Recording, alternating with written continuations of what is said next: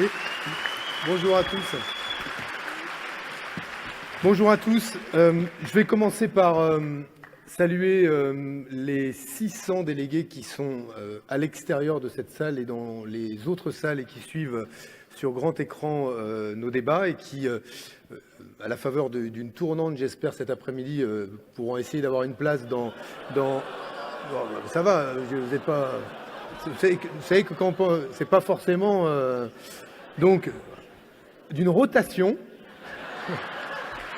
Et pour retrouver une place parmi, en tout cas dans cette salle, nous sommes plus de 2000 délégués aujourd'hui des comités du mouvement à avoir fait le déplacement, je le dis, à leurs frais jusqu'au Mans.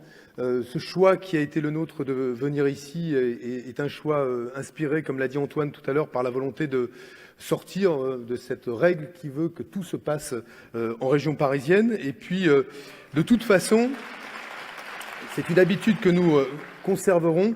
Et je voudrais vraiment vous remercier les uns et les autres pour avoir choisi non seulement de consacrer un week-end à venir au Mans, mais de l'avoir fait sur vos propres deniers. C'est la caractéristique d'un mouvement politique qui naît, le nôtre, et qui va se projeter dans l'avenir. Mais je voudrais sincèrement vous remercier et encore m'excuser, nous excuser auprès de ceux qui sont dans les salles à l'extérieur. Donc je vous promets, cet après-midi, on fera une rotation, on fera en sorte que tout le monde puisse bénéficier du confort de cet auditorium.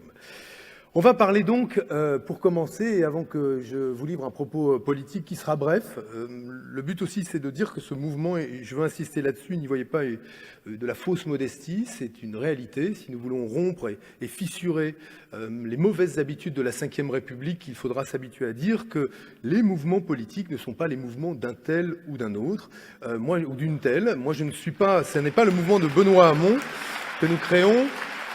C'est votre mouvement, notre mouvement, je suis l'un des vôtres et nous avons donc voulu, à l'occasion de la fondation de notre mouvement, vous proposer de vous exprimer à la fois sur la charte, le contrat politique qui va nous lier et nous liera aux Français, vous prononcer sur la manière dont on doit travailler ensemble, faire fonctionner notre démocratie interne, et d'autres rendez-vous importants seront programmés l'année prochaine pour pouvoir justement avancer dans ce domaine. Et puis nous avons considéré qu'il fallait choisir un nom, d'abord parce que ça n'est juste qu'un décompte du nombre de ceux qui ont répondu au questionnaire.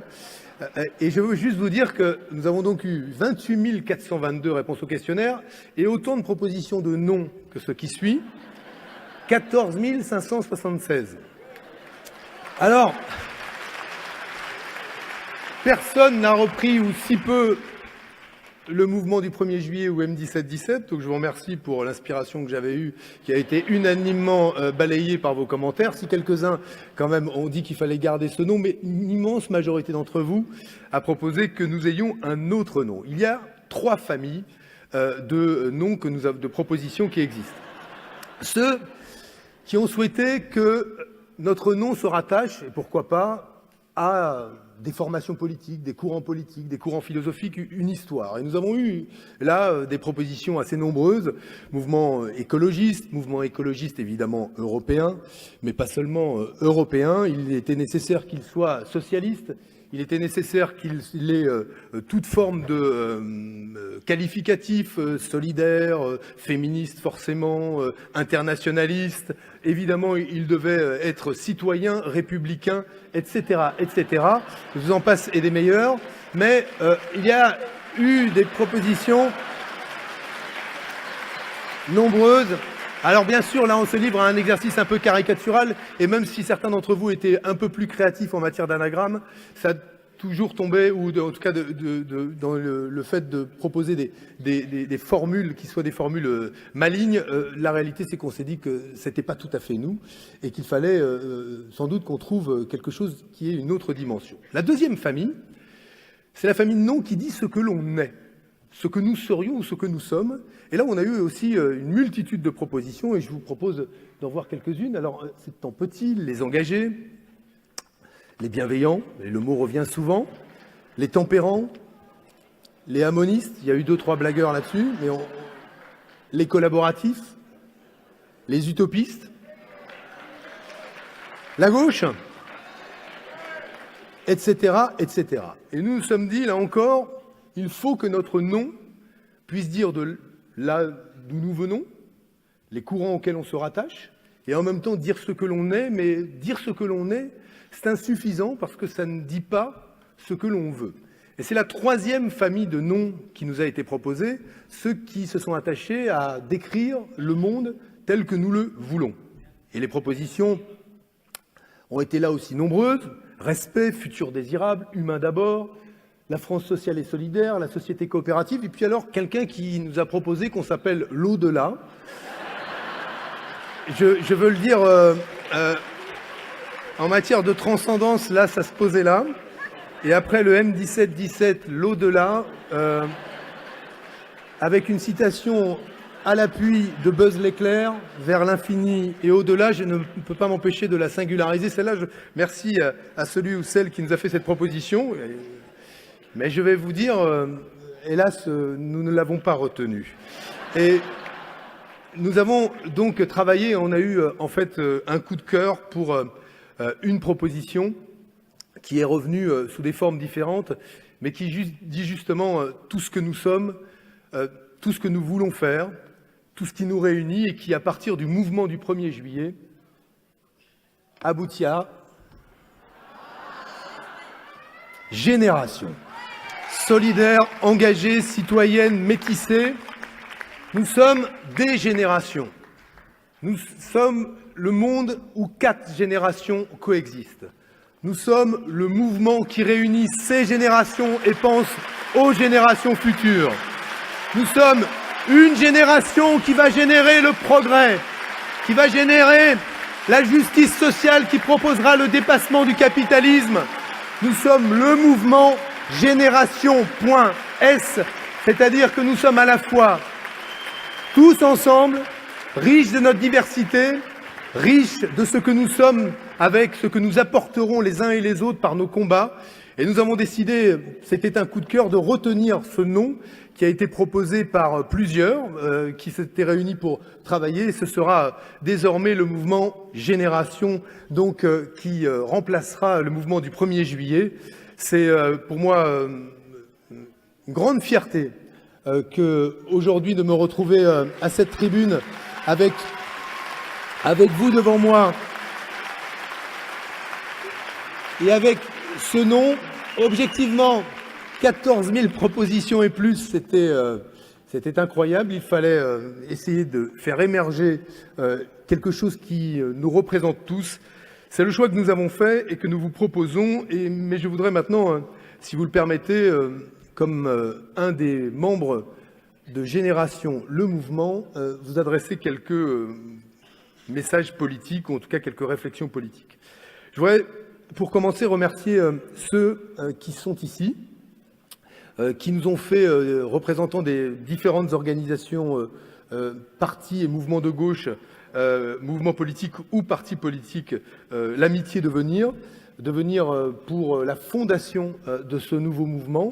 Grand mouvement, nous sommes d'ores et déjà nombreux, j'en dirai un mot, mais je voudrais les saluer. Ils appartiennent à toutes les formations de la gauche et c'est une grande richesse pour nous qu'ils soient là, qu'ils soient communistes, insoumis, socialistes, écologistes, citoyens, Nouvelle Donne, l'Alliance écologique indépendante, etc., etc. J'en oublierai sans doute. Ils sont aussi représentants de syndicats.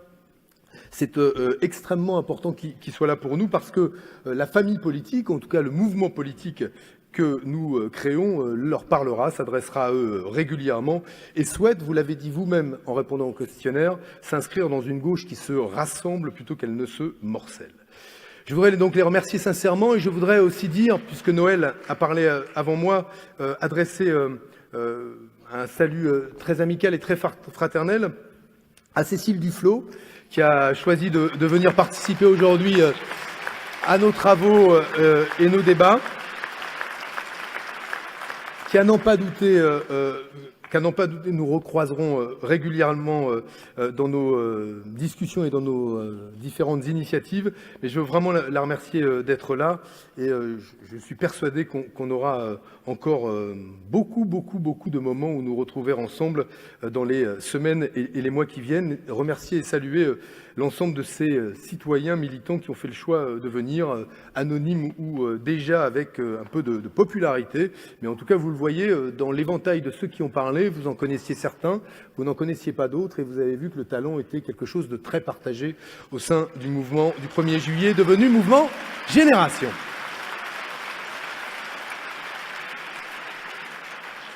Mes remerciements vont aussi, on ne le dit pas assez, ou en tout cas ça a été fait au début par Guillaume et il a eu raison de le faire, à l'incroyable énergie des bénévoles qui ont fabriqué cet événement. C'est 100% d'énergie bénévole. La preuve qu'on peut, avec finalement beaucoup de résolutions, beaucoup de volonté politique, du caractère, des convictions, fabriquer un mouvement politique. Désolé de dire à ceux qui nous voyaient comme un mouvement très riche, parce que nous aurions à une époque profité de la campagne électorale pour nous enrichir. Vous verrez que nous serons totalement transparents, nous, sur chacun des événements que nous organisons, les appels aux dons et en quoi ils ont du succès ou pas, la manière dont nous dépensons l'argent. Ce sera un principe, et dès cette journée, qui sera appliqué, que de faire la transparence sur les recettes et les dépenses de notre mouvement. Et j'affirme ici qu'effectivement, nous payons de la sueur, de l'engagement et de la volonté, mais aussi de l'optimisme et de l'énergie des bénévoles, avant de le faire avec des euros sonnants et trébuchants. Donc merci à eux, merci à tous les bénévoles, services d'ordre, organisations, d'avoir organisé cet événement, et particulièrement au comité du Mans et de la Sarthe, qui se sont engagés à nos côtés. On a donc démarré un 1er juillet. La journée avait commencé sous la pluie, si vous vous souvenez, la grisaille, et on se demandait si nous allions pouvoir réunir des citoyens et des militants dans le moment politique qui était celui de la gauche, de la France, quelques semaines après avoir élu un président de la République appartenant à la famille néolibérale, ou la droite libérale, quelques semaines après un choc aux élections législatives qui avait vu l'ensemble des partis politiques traditionnels échouer, quelques semaines après un désastre électoral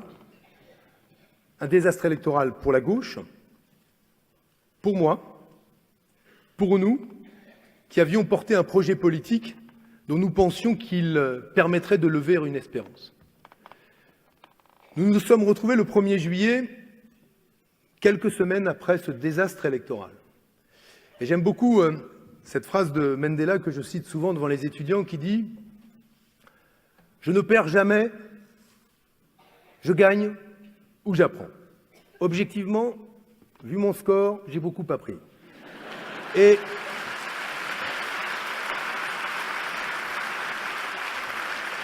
j'ai tiré une leçon de tout cela. C'est que finalement, il eût été égoïste de tourner les talons, de laisser en plan celles et ceux qui avaient levé une espérance, de les laisser là et de dire, dans une forme de faux panache, dans une démarche égoïste, on arrête là et on ne continue pas le combat politique que nous avons commencé en 2016 et en 2017.